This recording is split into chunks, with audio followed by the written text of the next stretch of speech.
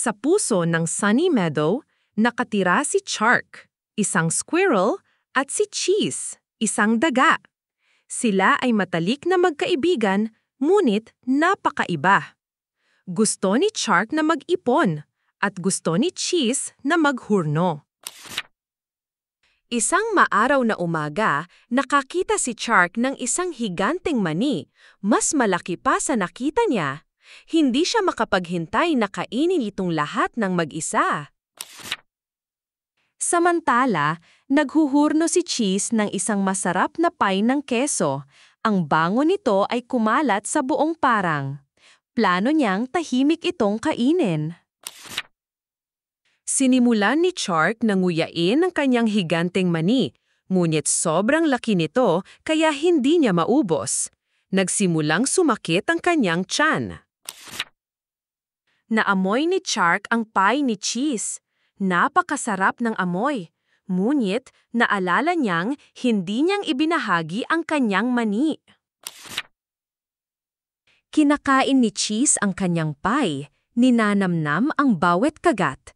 Ngunit gusto niya na mayroon siyang kasamang magbahagi nito. Nagpa siyang bisitahin ni Shark si Cheese.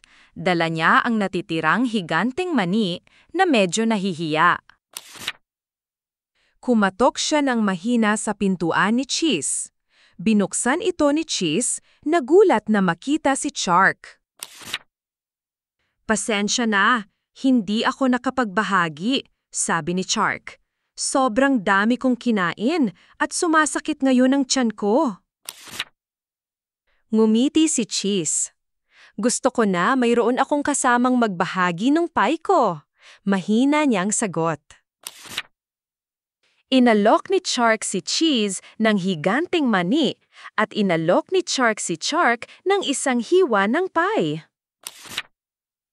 Umupo silang magkasama, nagbabahagi ng mani at pie. Mas masarap ang lasa ng pareho kapag ibinahagi.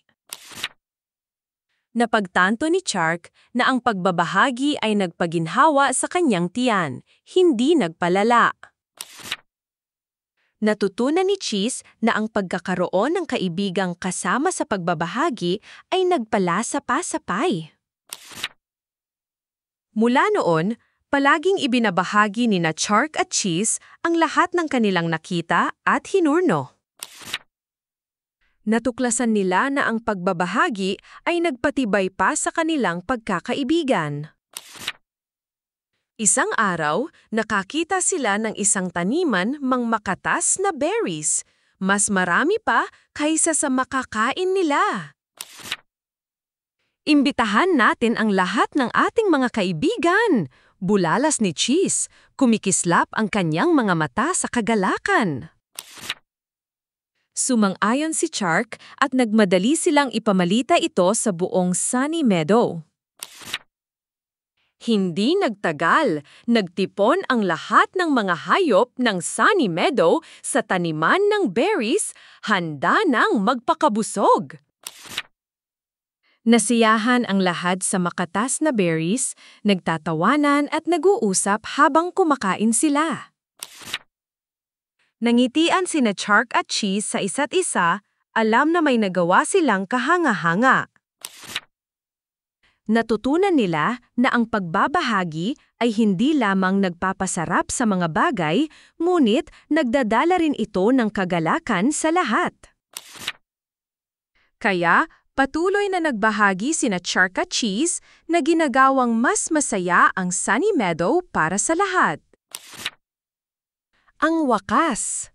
Tandaan, ang pagbabahagi ay nagpapaganda sa lahat, lalo na ang pagkakaibigan.